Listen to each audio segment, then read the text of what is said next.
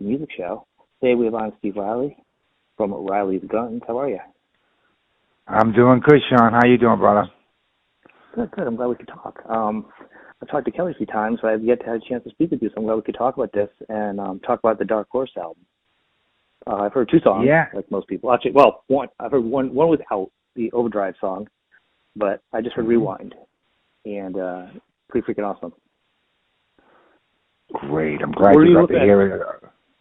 Yeah, it was good. I got it yesterday, and I like it. It's really interesting, the sound that you guys have. It has obviously the LA Guns feel, the early feel. I really like it because, I was saying to Kelly, it feels like every song has like the not even just a chorus, but the melody has like you can have a couple different songs in it, which is a lot of very catchy parts of all the songs.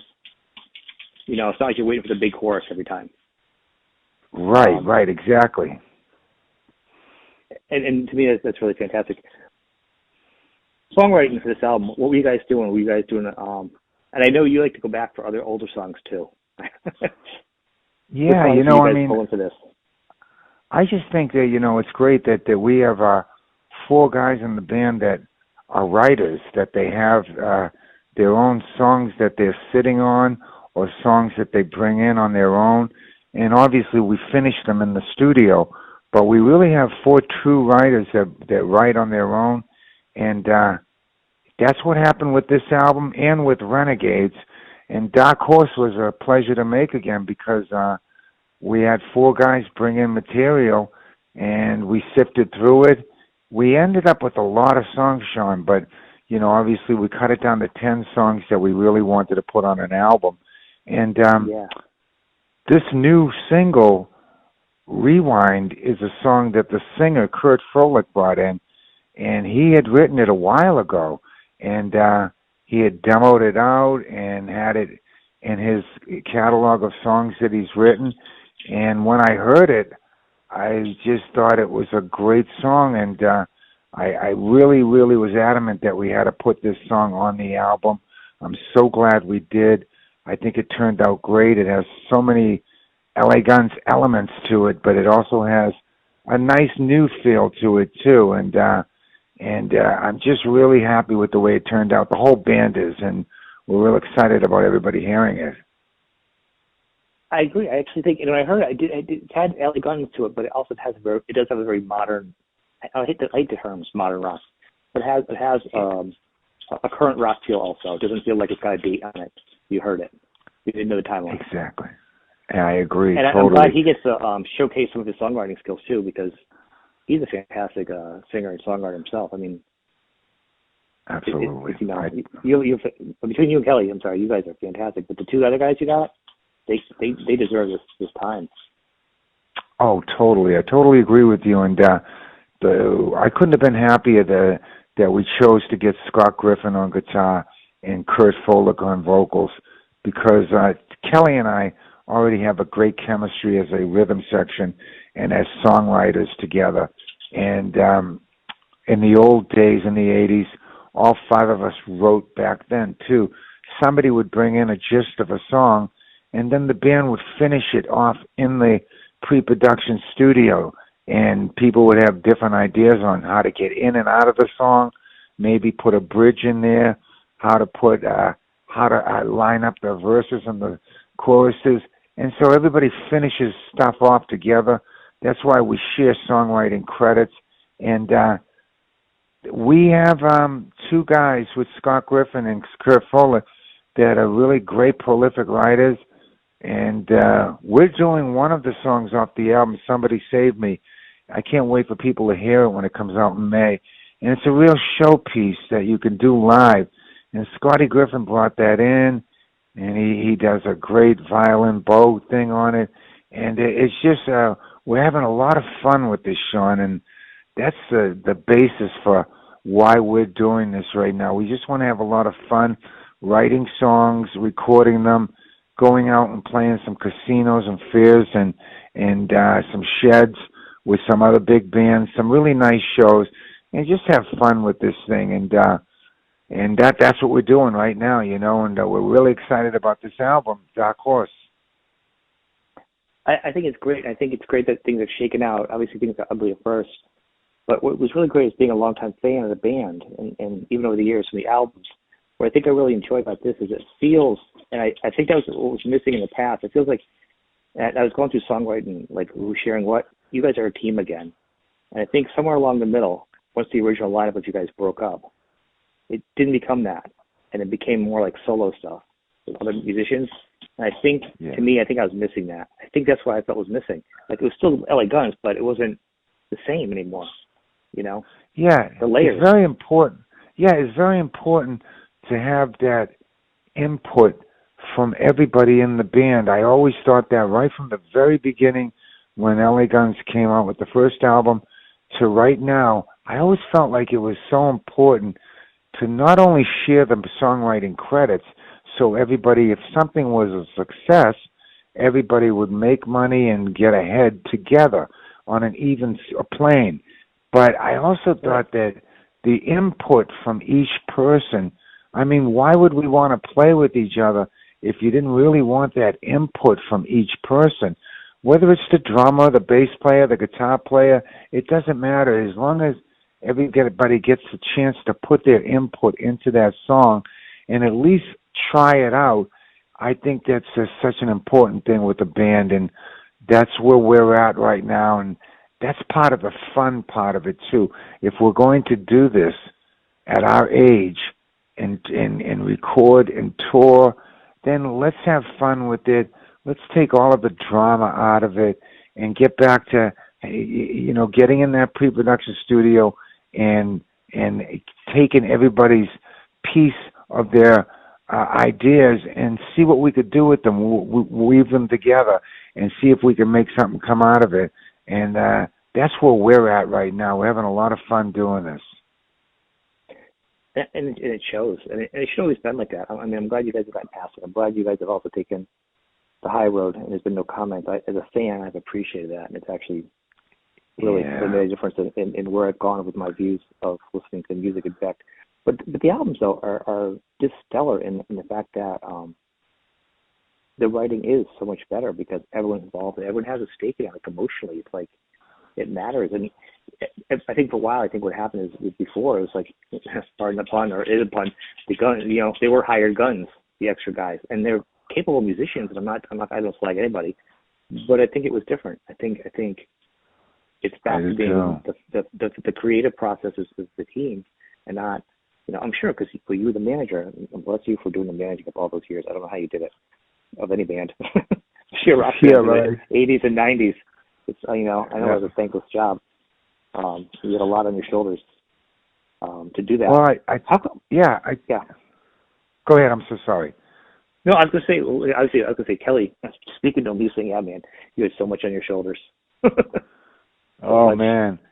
I tell you what, and right now, I got it made in a situation where we have a great management with Eric Baker from Primary Wave, and we have a great agent with Sullivan Big, and we have a really nice machine built around us, and I'm producing the records right now, and Kelly's doing all of the artwork.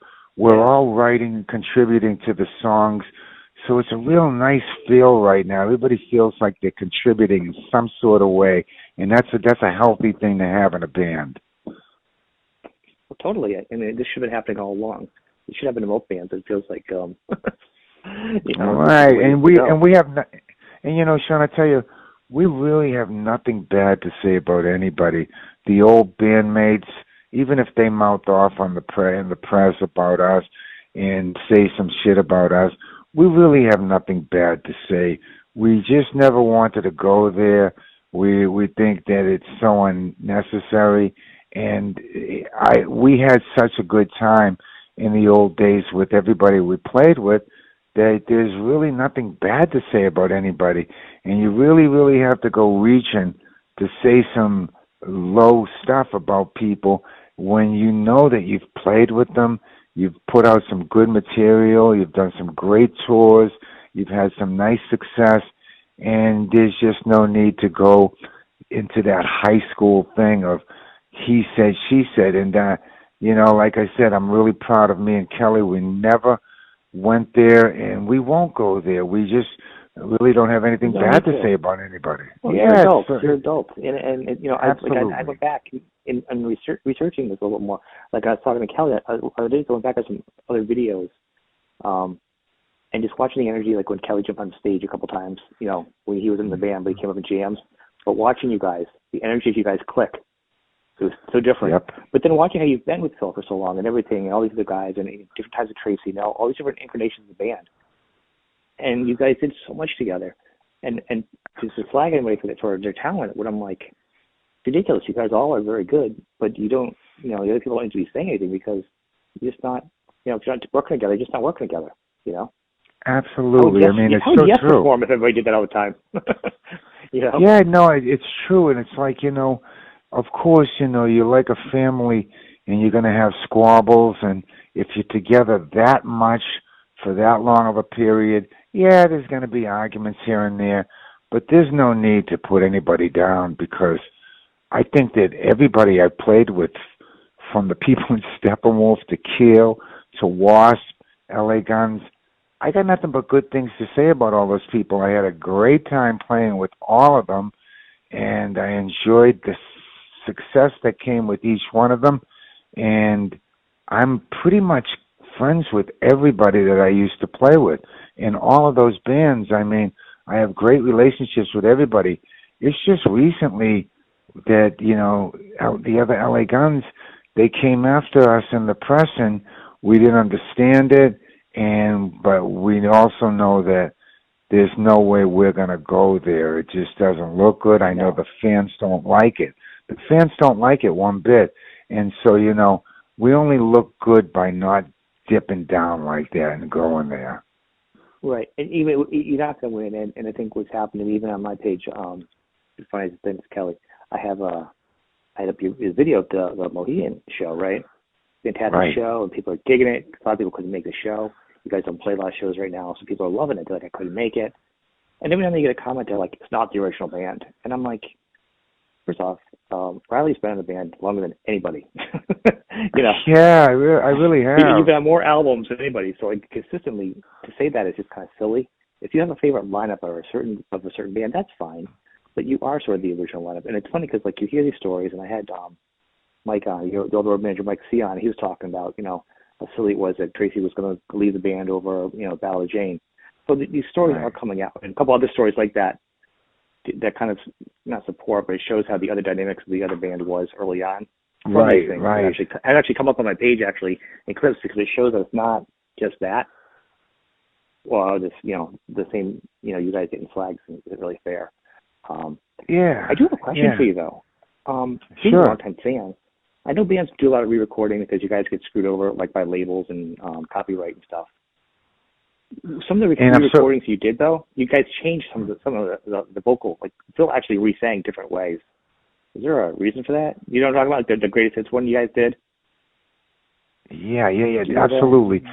And I just think that, you know, if you have material that fans are familiar with and you re-record it, I really think that like one of the only things that is necessary is to maybe get a clearer production on it, maybe beef it up here and there.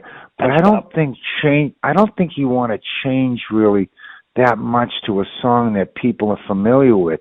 And so, you know, I think it's really important that you stay true to that original material and try to stay as close as you can to it because the fans are familiar with it. And if you veer off into something that's not part of that song, it could really confuse them. And I don't think that that's really where you want to go with something. I think re-recording something is fine. Like you can get a better production on it or a clearer thing. That's fine. But to actually change something with a melody or phrasing or something like that, I think that can get real dangerous. Well, it's really weird listening to it. I mean, I know you guys like re-recorded like the second album.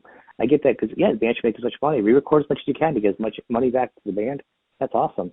If you just want to reimagine your music, but it was just weird spots in the songs, or the vocals, or the chorus of like "Never Enough." He's like singing with himself, but they're like singing different.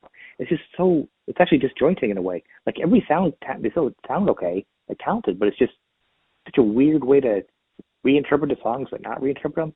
I just wondered if that was like a plan going in the studio, trying to like, let's mix it up a little bit. I didn't know if that was kind of a plan or if it was just.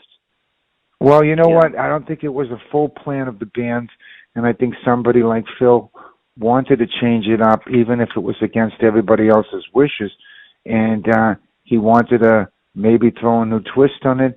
I always thought that it was dangerous and to go there, especially with something like Cocked and Loaded, where a lot of people are familiar with that material, and you really don't want to step out of it. But sometimes you can't talk somebody into doing something that they're adamant on doing, and that was the case with that situation right there. You know, he was adamant on trying to change it up here and there, and like I said, I just don't think you really have to go there. Maybe just clarify the record and make it a little bit of a better production, but don't really go in and change the song too much. It confuses the fan that they're too familiar with that material. Well, it takes away from the song. I mean, I like for enough like the haunting melody wasn't there anymore. Right. Like some of the best parts of the songs just weren't there, and it's not like he was singing fine. It was just like I'm like, why change that up? It's like when That's exactly right. A guitar player redoing Van Halen songs, adding extra guitar parts to Van Halen songs. Like, why are you doing that? Don't do that. Sure. Just write your music. Get it. I totally get it. Yeah, I get it, Sean. I totally agree. All right, so I was curious what the thought was behind that. It was one of the things that was very important. So one of the things that Kelly wasn't sure about the point, what do you guys got going for some live dates? Have you heard anything coming down? As of now, last I know you had 2 dates so far for the year. Yeah, you know what? We're waiting for more dates to come in. Everything is geared towards May right now with us. We have the Detroit show on May 5th with Great White, and then we fly down to Columbia, Maryland to do the M3 show on the 2 days later on the May 7th, and then the album comes out. So everything is geared towards May right now, where our live shows will start, the full album will be out, and then, you know, we're waiting. We're in a wait mode right now. And like I said, Sean, we're not doing any small clubs. We don't want to do that anymore. We did it for a long period of time. I did it for like 25 years after the original band disbanded. And I did it with Tracy and then with Phil and with both of them. And we did try to fill all the weekdays up with small venues. And I don't want to do that anymore. It's a grueling schedule. And so we're being selective with the shows. And like I said, we want to do a lot of casinos. We want to do a lot of fairs and a lot of sheds with opening for other bands. And we want to do shows that have great PAs, great equipment, and big stages where you can hang a backdrop and you can put on a really nice show. As far as trying to fill in the weekdays to get to those shows, we don't want to go there anymore and try to do 200 shows a year, 250 shows a year. We just don't want to do the small venues anymore. It's a hard way to get your sound up. The equipment that they rent you is usually not up to par, and the PA's not up to par. You're staying in a kind of a creepy motel. It's just a very hard way of life, you know, traveling 300 miles between each show in a van. I don't know how you guys do it. Oh man, I can't really do that anymore. And so, you know, whether we end up with just 20 shows a year or 40 shows, that's fine with us as long as all the shows are really fun to do, you know? Oh yeah, I mean, definitely. I think even Kelly was kind of joking with only 2 shows. He's like, "Where are the shows?" Yeah, right. I know. I think that the flyout dates are the best. And one of the things I've heard, and obviously you being a manager at the same time, probably know it exactly, is that doing these specialized shows and not doing the gas wasting to pay for the bus city to city, you can get more people showing up for the first thing, and you can get more bang for the buck, and the value of the band is going to be more. You're not looking at they're going to be back again. They're going to be in this town tomorrow night for $10 at this show and $15. You know, you go to like Mohegan Sun. You know, jealously, I mean, I'd like to have you guys come back again. Such a great place. You guys come in. It's a beautiful place. It sounds great. It's a great environment for you guys. You know, totally agree. I That's totally what you agree. have at this point. You know. Absolutely, and when you know that the equipment is really going to be up to par, the PA is going to be spectacular. You can hang your backdrop or maybe digital your backdrop up there, and you know the hotel's going to be nice, and Yeah, it's just a great way to play that right now for us. The back room, no one's going to steal your stuff when you're on stage. You have to worry about your stuff getting stolen. Like literally none of the stuff that you guys have to worry about. Yeah. Totally, man. I mean, it's very difficult because in those small venues, too, that you get to fill up the weekdays, you usually go on about 12:30 at night. It's a really grueling type of way to go, and I just don't want to do it anymore. I know Kelly doesn't want to do that anymore. So we're going to stick towards doing these really nice specialty shows. And like I said, the whole thing with us is to have fun with it and make sure we can have fun with all of this. Well, I think that's perfect. I think the music shows, I hope that can keep up the band doing at this pace. You guys can just keep doing some more albums over the next years because this is such a great combination. Right. As a fan, I'm just enjoying the output. My last question to you is going to be, between all this stuff, I know you're doing other projects. Now you're off the road a lot, enjoying yourself. Are you doing something different now for fun? You know what? I'm still pretty much taking care of whatever we have to do. Like I said, I'm producing these albums now, and so once everybody's done their part on the album, they go home, and then I stay in the studio with the engineer, and we mix it, we master it, and we put the whole thing together. Like Kelly does all the artwork, and it's pretty much everything that I do with music is geared towards this band right now. When I'm off the road, I'm pretty much off the road and not doing a lot musically. I wouldn't mind collaborating with some people and doing some sessions here and there. But right now, it's pretty much geared towards the band and seeing if we could put something together that makes sense, No, definitely. I was thinking, obviously it was right for you. It'd be kind of fun because you're such you play with so many people, you're so seasoned that it would be interesting to have you play with somebody totally different for fun on a set of songs. I mean, totally not you. But absolutely, it'd be kind of creatively fun. Like you can choose what you want now. Sure, this is great.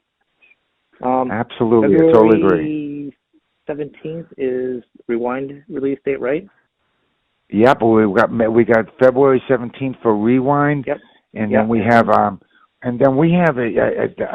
third single that's going to be coming out, and that's going to be the title track from the album Dark Horse. And that's one of Kelly Nichols' songs that he brought in. And that single is going to come out March 29th. And then what we're going to do, April 14th. That's going to be the third single. And then we're going to be jumping right into May to release the whole album on May 19th. But we'll do some shows leading up to that. So, yeah, we're excited about what's happening right now. We can't wait for everybody to hear the full album. That's awesome. That's perfect. All the perfect dates. And I'm going to add to that. Kelly did say he's working on a video, some kind of video for Dark Horse too, for the Dark Horse. So he did mention that. So yeah, you know what? When we go into the studio and we're all out in LA in the studio, he has his camera going 24/7. He records the whole thing, whether we're in the booth or whether we're out there in the studio, all recording together. He's got it going constantly. So, yeah, he's put one great one together when we did Renegades. He put a great video together for Crawl, and he's going to do the same thing right now. He's got such a great eye. I'm so happy he's doing all the artwork without it being a round table. He's doing exactly what he wants to do, and it's exactly what we love. So he's got such a great eye, and I'm looking forward to seeing what he does with this video. Hopefully. I want to wish you luck, and thank you for giving me some time tonight for the show. Hey, Sean, thanks so much for your support, brother. You're a really cool guy, man. And I tell you what, I hope that we see you out on the road this year, okay? I hope so, too. You will. And thanks so much, brother. You be safe, okay Sean? Cool. I'll talk to you later. Bye-bye.